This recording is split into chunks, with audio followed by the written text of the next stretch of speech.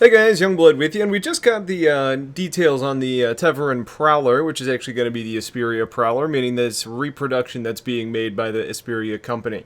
Now, this ship is for sale. It's for $425 if you're using credits, meaning you can melt and use them.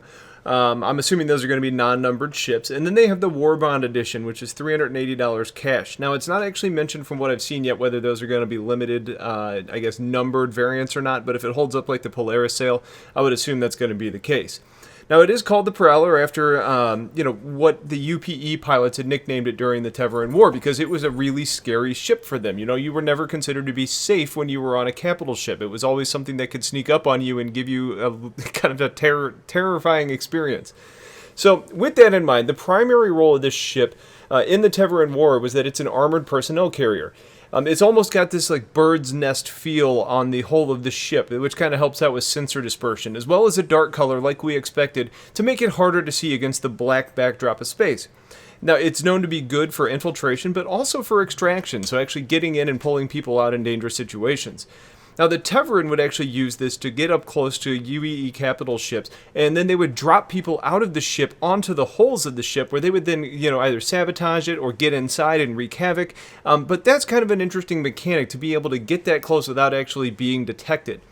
Now, inside the ship, to make it a good option, you've actually got these restraints that are in place, and the passengers there can be held in place while actually standing. It's kind of a cool look.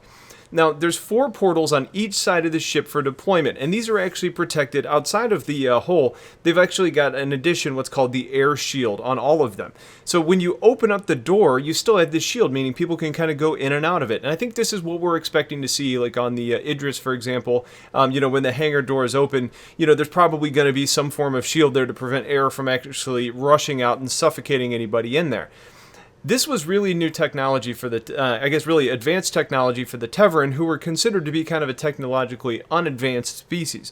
And that's something that they tried to continue to implement into this. So basically what that means is you could fly up next to a ship, open up the doors, and people inside are still in atmosphere. Now you're jumping out into the vacuum of space, so you're still going to need to have on, an environmental suit to make sure that you stay protected.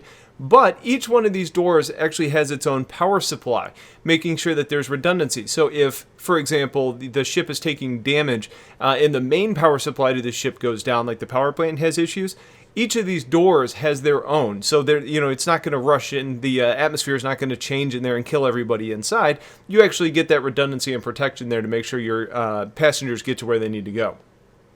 Now, what they say with the design, they talk about how it has the practicality of the Tevarin design overall, but it's been updated with the technology for humans as necessary. Some of that we see actually in the cockpit, but the design and the balance they tried to strike there was to kind of honor what made the ship so successful. So basically they changed as little as possible. And one of those things is actually a really cool cockpit system to where it's almost like a one-way glass. There's this woven material which looks opaque from the outside, but the pilots are able to see out. That's something new that's in the game, and I think it's going to be really neat to actually see how that plays out. And that also probably means that it's harder to see the ship from the front because you don't have this reflective glass surface up there. Now, the ship is 34 meters long, and it's got a 2-person flight crew, meaning you've got a pilot and a co-pilot. However, you can actually hold a total of 16 people on this ship in those standing deployment seats, as well as in a couple other jump seats that are in the ship. That 16 number appears to be including the pilot and the co-pilot. Now, as far as maneuverability on this ship goes, I'm expecting it to be pretty high for a couple reasons. One, it's got 20 size 1 maneuvering thrusters, which means the ship should be able to move in a lot of different directions. Now, size 1 isn't real big, but that 1 helps to keep the signature low, and 2, with 20 of them, it means you should be able to get fine control without actually having to have, massive thrusters to be able to make the ship move the way you want it to. It also has these ground runners on it, which kind of look like the shield generators on the Redeemer, but they also kind of look like the hover pads from, think about the Nebuchadnezzar from the Matrix series.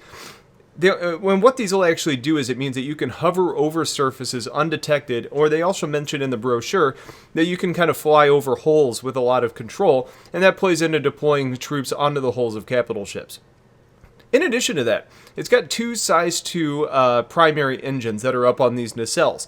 And when I see these, I think, well, 2 size 2s on a ship like this is relatively small, and that's probably to help minimize the signature.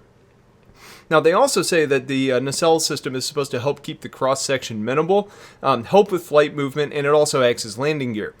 They also say that the engines that are actually in there are low-emission engines, and that continues to play into the stealth factor. You can't have loud or hot engines and stay undetected.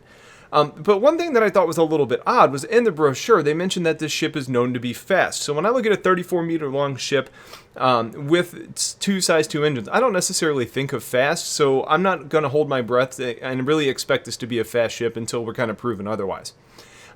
In line with keeping signature low, it has size 2 power plant, which is pretty small on a ship of this size. But it does have size 3 shields, which is bigger than expected. And it's got phalanx shield technology that was made by the Tevarin and was one of the things that made them so hard to deal with because it's incredibly durable. So it's interesting to look at this because I see a size 2 power plant and size 3 shielding, and I say, okay, well, that shielding may not be able to hold up. It may be very durable, so when it goes down, I'm not expecting it to come up all that fast. Now, this ship overall, though, has heavy armor. And Chris actually mentioned in the live stream that it's able to take a lot more punishment than what a lot of human armors can do. So even if the shields do go down, it's got some base durability in the hull, which hopefully can at least allow you to complete your mission. As far as weaponry goes, this is where things actually got a little bit surprising. It's got 2 size 5 gimbal mounts, which actually have size 4 weapons on them.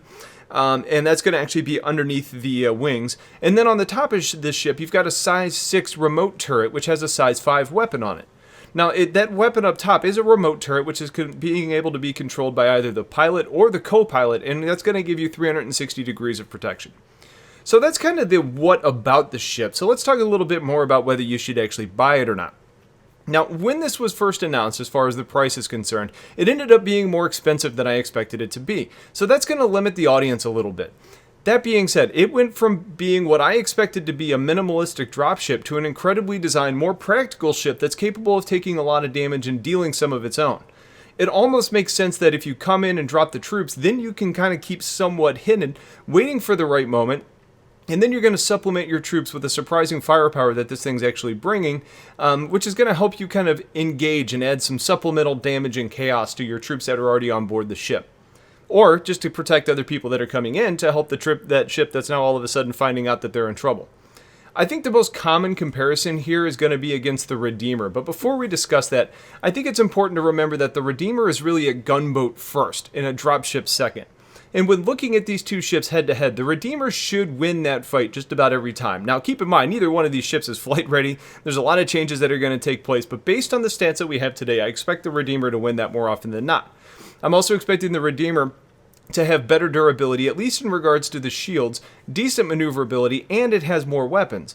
The Prowler does have a few bigger weapons on it, but there's a point where that doesn't really matter, and more weapons ends up being better.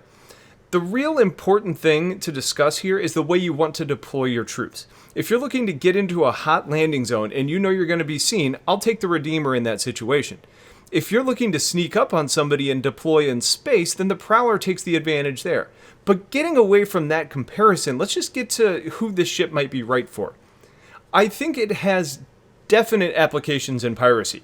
You know, the way to maximize your efforts in earning credits through piracy is to make it out with that ship intact. So while other pirates are going to have to focus on disabling the ship or, using overwhelming force to get the cargo that's inside, this is going to open up the option to surprise other ships, maybe even get on board before being noticed, and then you can take the ship from the inside. Then you get the cargo and the ship, giving you the most bang for your buck. Now that kind of goes for non-pirates too. If you're looking to go on a rescue mission for someone that's been captured, or maybe just, seeking to right a wrong, like somebody stole your ship and you don't want to destroy it, or potentially a station that you own, but somebody booted your group out of it, you have the option to get in there undetected and try and get what is yours. Now there is an interesting option here for those of you who have an interest in acquiring Vandal ships. You could potentially use this to sneak up on a Vandal carrier, which would be incredibly risky, but if you can get people inside and deployed near size, glaives, and blades, you could potentially try and fly out and steal those ships. Risky, but could be a lot of fun. Now, if you prefer stealth to overwhelming firepower, but your overall goal is to deploy troops, this is going to do it in whether you're landed or in the vacuum of space. Now, as far as the price and the value are concerned, that's really only a question that you can answer because you should only spend what you're comfortable with. But I will say that compared to other Esperia ships that have been released, I think the Prowler is priced more in line with what it should be. If a bit high, it does at least fit in line with what it can do. I think for people wanting this ship for anything other than sneaking and boarding, there's probably other options out there that are going to suit you better, but you could potentially fit it into other roles with a bit of tact and creativity. For example, smuggling is an interesting option for getting past authorities or blockades as well. Now, it doesn't hold a whole lot of cargo aside from what you can just set around the ship, but for small and valuable items like narcotics, it certainly has a place. So if you all have things that you plan to do with this ship, please toss your ideas in the comments. Otherwise, stay tuned because I'm certainly going to be covering those Q&As that we're going to get next week that are going to help to answer a lot of the unanswered questions at the moment. I will say it's an incredibly good-looking ship that I think is going to get a lot of sales numbers based on the appearance alone. So with that in mind, I appreciate you guys watching. Let me know if you have questions. Have a wonderful day, and take care.